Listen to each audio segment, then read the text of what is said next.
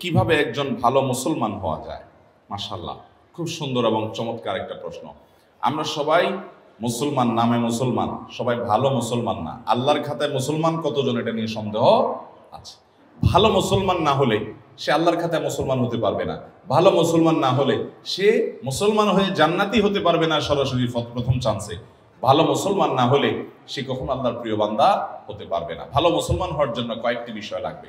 Number 1, ইমানটা বিশুদ্ধ থাকতে হবে। ইমানটা কি থাকতে হবে? বিশুদ্ধ থাকতে হবে।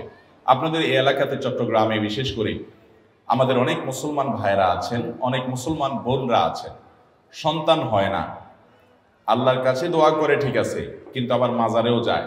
যে মাজারে কিছু মান্নত করে, কিছু টাকা পয়সা দেয়, মাজারে গিয়ে অনেকে সিজদা দেয়, অনেকে মাজারে যিনি শুয়ে আছেন তার কাছে বলে, বাবা আমাকে একটা ছেলে দিও, আমার একটা ছেলে সন্তান দরকার। আছে না? না এগুলা সাথে সাথে ইমান নষ্ট হয়ে যাবে, সাথে সাথে ইমান নষ্ট হয়ে যাবে।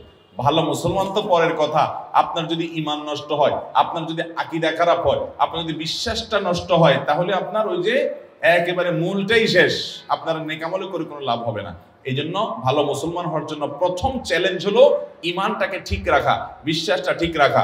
আল্লাহর একত্ববাদ স্বীকার করার মানে হলো আল্লাহর সাথে কারো শরীক সাব্যস্ত না করা। এখন আপনার দোয়া করতে হবে, কার কাছে দোয়া করবেন? আল্লাহর কাছে। আমাদের প্রিয় নবী সাল্লাল্লাহু আলাইহি ওয়াসাল্লাম তার প্রিয় সাহাবী আব্দুল্লাহ ইবনে আব্বাস রাদিয়াল্লাহু তাআলা আনহু 9 বছর বয়স যখন, তখন তাকে আদর করে স্নেহ করে হাত দিয়ে বললেন, কাঁধে হাত রেখে বললেন, ইযা সাআলতা ফাসআলিল্লাহ ওয়া ইযা ইসতাআনতা ফাসতাঈন বিল্লাহ। তোমার যদি কিছু চাওয়া লাগে আল্লাহর কাছে চাইবা, সাহায্য চাওয়া লাগে আল্লাহর কাছে সাহায্য চাইবা। চাওয়া, সাহায্য চাওয়া এগুলো আল্লাহ ছাড়া অন্য কারোর কাছে অলৌকিক সাহায্য চাওয়া যাবে? তাহলে কোন মাজারের কাছে আমরা সন্তান চাইবো না, আল্লাহর কাছে চাইবো? আল্লাহর কাছে চাইবো।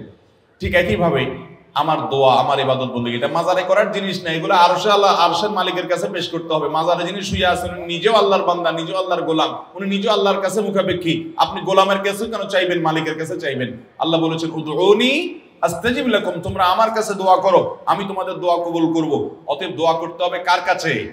আল্লাহর কাছে। ভালো মুসলমান হওয়ার জন্য ইমান ঠিক রাখতে হবে। ইমানের মধ্যে কোনো শিরিক থাকতে পারবে? অন্ধের মতো আনুগত্য কোন দলের করবেন, কোন ব্যক্তির করবেন? অন্ধের মতো আনুগত্য, সব কথা শুনবো, এটা কার হবে? শুধুমাত্র আল্লাহ। আর সবার এই বেলা এটা চলবে না। এমনকি আমিও যদি কথা বলি, কোনো আলেমও যদি কথা বলে, তার যদি ভালো কোনো কথা হয় সেটা নিবেন। কোনো কথা যদি খারাপ মনে হয়, কোরআন হাদিসের বিরুদ্ধে যায়, তিনি বললেও আপনি সেটা মানবেন। এর নাম হলো মুসলমান।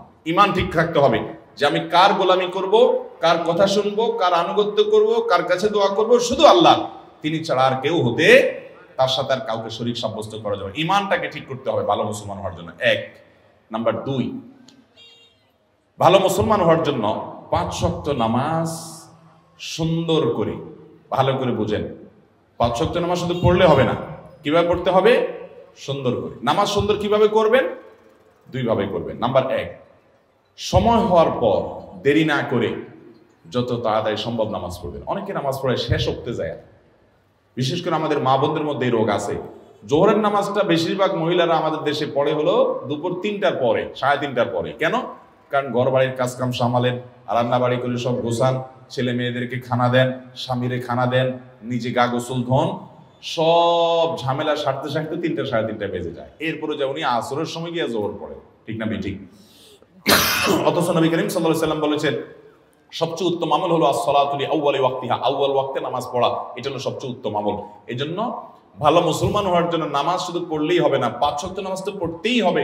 সেটা পড়তে হবে সুন্দর করে, অর্থাৎ প্রথম সময়ে দেরি না করে, আর দ্বিতীয়ত হলো ধীরে ধীরে, আস্তে আস্তে। যত ধীরে ধীরে নামাজ পড়বেন তত নামাজের কোয়ালিটি বাড়বে, আর যত তাড়াহুড়া করে পড়বেন তত নামাজের কোয়ালিটি কমবে। নামাজি হিসেবে সবচেয়ে ভালো নামাজি কে? আপনার ডানে বামে, আপনার মসজিদে, আপনার কাতারে, আশেপাশে খেয়াল করবেন। আমাদের মা বোনরা নিজেদের মধ্যে খেয়াল করবেন, যেই মানুষটার নামাজে দেখবেন রুকুতে সবচেয়ে বেশি সময় লাস্টিং করে, রুকু থেকে দাঁড়ায় তিনি সবচেয়ে বেশি অপেক্ষা করেন, সিজদায় খুব ধীরে ধীরে যান, যে সিজদায় আবার অনেক সময় ধরে তাসবিহ পড়ে, সুবহান রাব্বিয়াল আলা, লম্বা সময় নিয়ে সিজদা পড়েন, এরপর সিজদা থেকে উঠে সোজা হয়ে আবার অনেক সময় অপেক্ষা করেন, আবার আস্তে করে সিজদা দেন। এভাবে নামাজের কাজগুলো যে যত আস্তে আস্তে করবে, তার নামাজের ওজন, নামাজের মূল্য, নামাজের ওয়েট তত বেশি হবে। এই জন্য ভালো মুসলমান হওয়ার জন্য ইমানটাকে বিশুদ্ধ করতে হবে, ইমান বিধ্বংসী বিষয় থেকে বাঁচতে হবে। অনেক মুসলমান ইমান আনার পরে এমন কথা বলে ইমান চলে যায়। আল্লাহর আইনের বিরুদ্ধে, আল্লাহর বিধানের বিরুদ্ধে যদি কেউ বলে, সেটা আমার পছন্দের দলও যদি বলে, মানা যাবে? ইমান চলে যাবে, সোজা কথা। তাগুতকে যদি আপনি বন্ধু বানান, ইমান চলে যাবে। অতএব ইমান ঠিক করতে হবে, এক। 2 নম্বর হলো নামাজ ঠিক করতে হবে। ভালো মুসলমান হলে কি করতে হবে? নামাজ ঠিক করা মানে 2টা বলেছি, এক হলো সময় মতো পড়বেন দেরি না করে, আর দ্বিতীয়ত হলো ধীরে স্থিরতার সাথে পড়বেন। ঠিক করবেন তো ইনশাআল্লাহ? আচ্ছা, 3 নম্বর কাজ হলো ভালো মুসলমান হওয়ার জন্য উপার্জন থাকতে হবে হালাল। উপার্জন কি থাকতে হবে? হালাল। আমাদের মা বোনরা আছেন এখানে, আপনাদেরকে বলছি, আপনারা আপনাদের স্বামীদেরকে, বাবাদেরকে, সন্তানদেরকে উৎসাহ দিবেন। আপনারা যদি সঠিক হয়ে যান তাহলে আল্লাহর জমিনে সব সোজা হয়ে যাবে। আপনারা যদি আপনাদের সন্তানদেরকে বলেন, বাবারা হালাল উপার্জন করে নিয়ে আসবা, প্রয়োজনে ডাল ভাত খেয়ে বেঁচে থাকবো, গোশ মাছ খাবো না, কিন্তু হালাল উপার্জন করবা বাবা। অন্যের ছেলে মেয়েরা বিল্ডিং হাঁকায়, গাড়ি হাঁকায়, টাকা পয়সা চকচকে দেখা যায়, আমার দরকার নাই বাবা, হালাল যদি করতে পারো, ব্যবসা বাণিজ্য করে আলহামদুলিল্লাহ করো, আর না হলে আমার দুর্নীতি করে ঘুষ, চুরি, ডাকাতি, এই সমস্ত মানুষের হক নষ্ট করে পয়সা আনবা না, আমরা কষ্ট করে থাকবো। এটা যদি আপনি করতে পারেন, আপনি ভালো মুসলমান হতে পারবেন। এটা খুব কঠিন কাজ, কিন্তু নামাজ পড়াও সোজা, ইমান রাখাও সোজা, রোজা রাখাও সোজা, পর্দা করাও সোজা, কোরআন তেলাওয়াত করাও সোজা, ওয়াজ শোনাও সহজ। এই যুগের সবচেয়ে কঠিন কাজ হলো আমার উপার্জনটা সব টন টন করে বাজবে। বাজা বুঝেন? এত হালাল হবে যে সেখানে কোনো ভেজাল থাকবে, চেষ্টা করা যাবে না ইনশাআল্লাহ। এটা মুশকিল হলো কি জানেন? এটা করতে গেলে যুদ্ধ করা লাগে নিজের সাথে, কারণ আশেপাশে সবাই 2 নম্বর পথে টাকা পয়সা কামে আঙ্গুল ফুলে কলা গাছ হয়ে যায়।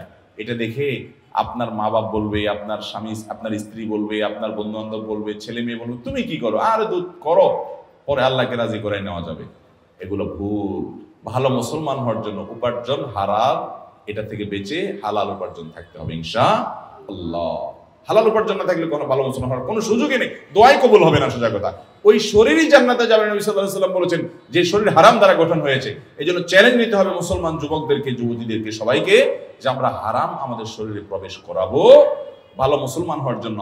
3 নম্বর পয়েন্ট বলেছি হালাল উপার্জন হওয়া। 4 নম্বর পয়েন্ট হলো আচরণ ভালো হওয়া। আজকাল দেখবেন অনেক নামাজি কালামি মুসল্লি পাওয়া যায়, কিন্তু আচরণ খারাপ, ব্যবহার খারাপ, অধিকার নষ্ট করে শ্রমিকের, অধিকার নষ্ট করে কাজের লোকের, অধিকার নষ্ট করে বউ হয়ে শাশুড়ির অধিকার নষ্ট করে, শ্বশুরের অধিকার নষ্ট করে, শ্বশুর শাশুড়ি হয়ে বউয়ের অধিকার নষ্ট করে, স্বামী হয়ে স্ত্রীর অধিকার নষ্ট করে, স্ত্রী হয়ে স্বামীর অধিকার নষ্ট করে, বন্ধু হয়ে বন্ধুর অধিকার নষ্ট করে, প্রতিবেশী হয়ে প্রতিবেশীর অধিকার নষ্ট করে, এমনকি মুসলমান হয়ে প্রতিবেশী অমুসলমান তারও অধিকার নষ্ট করে।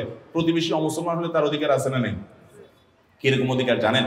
আব্দুল্লাহ ইবনে ওমর রাদিয়াল্লাহু তাআলা আনহু, নবী করিম সাল্লাল্লাহু আলাইহি ওয়াসাল্লামের একজন প্রিয় সাহাবী, ওনার বাড়িতে একবার ছাগল জবাই হয়েছে।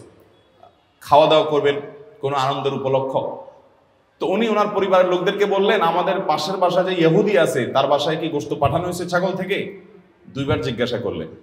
তখন বাসার লোকরা বলল, না, পাঠানো হয়নি। তখন তিনি বললেন, আমি তো নবী করিম সাল্লাল্লাহু আলাইহি ওয়াসাল্লামের কাছ থেকে শুনেছি যে প্রতিবেশীর অধিকার এত বেশি যে জিবরিল বারবার নবী সাল্লাল্লাহু আলাইহি ওয়াসাল্লামকে প্রতিবেশীর ব্যাপারে সাবধান করতে করতে নবী সাল্লাল্লাহু আলাইহি ওয়াসাল্লাম বলেছেন, আমার তো আশঙ্কা হয় কখন না জিবরিল এসে বলে যে তোমার মরার পর তোমার সম্পদে ভাগ পাবে প্রতিবেশী। এই কথা বলে কিনা আমি সে আশঙ্কায় ছিলাম। মানে এত প্রতিবেশীর হক। এমনকি অমুসলমান হলেও, ইহুদির চাইতে বড় শত্রু মুসলমানদের আর কেউ না। আল্লাহ কোরআনে বলেছেন, লাতাজিদান্না আশাদ্দান-নাসি আদাওয়াতান লিল্লাযিনা আমানু আল ইয়াহুদ, ঈমানদারদের জন্য সবচেয়ে বেশি শত্রু পাবো তোমরা ইহুদিদেরকে। সেই ইহুদিও যদি আমার প্রতিবেশী হয়, আমার গ্রামের হয়, আমার পাশের বাড়ির হয়, বসবাস করে, তার প্রতি শুধু সদাচরণ করা না, তার বাসায় হাদিয়া পাঠানো, খাবার পাঠানো, এটা শিক্ষা আমাদেরকে ইসলাম দিয়েছে। ঠিক না বেঠিক? তাহলে ভালো মুসলমান হতে হলে মুসলমান তো বটেই, অমুসলমানের সাথে সুন্দর আচরণ, ভালো আচরণ করতে হবে। আর মুসলমান যারা আছেন, আত্মীয় স্বজন, বাবা মা, সবার প্রতি সদাচরণ করা, তার কাছে ব্যবহার খারাপ না করা, সবার হক আদায় করা, এটা ভালো মুসলমান হওয়ার জন্য জরুরি। তাহলে 4 নম্বর শর্ত বলেছি আখলাক বা আচরণটা ভালো হওয়া।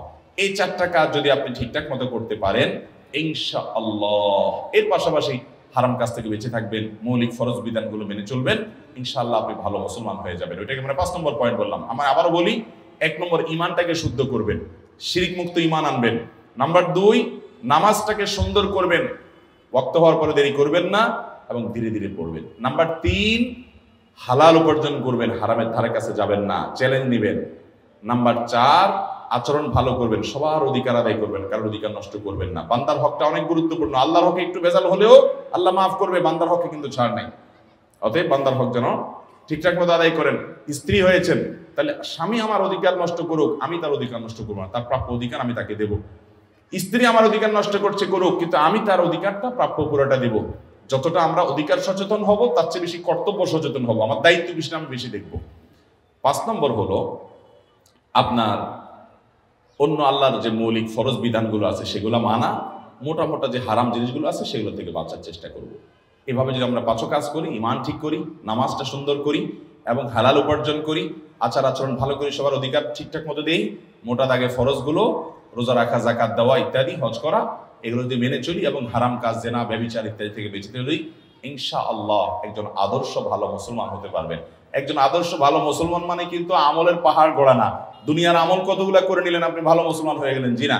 ভালো মুসলমান হতে হলে এই পয়েন্টগুলো আপনাকে মাথায় রাখতে হবে। আল্লাহ তাআলা আমাদের তৌফিক দান করুন।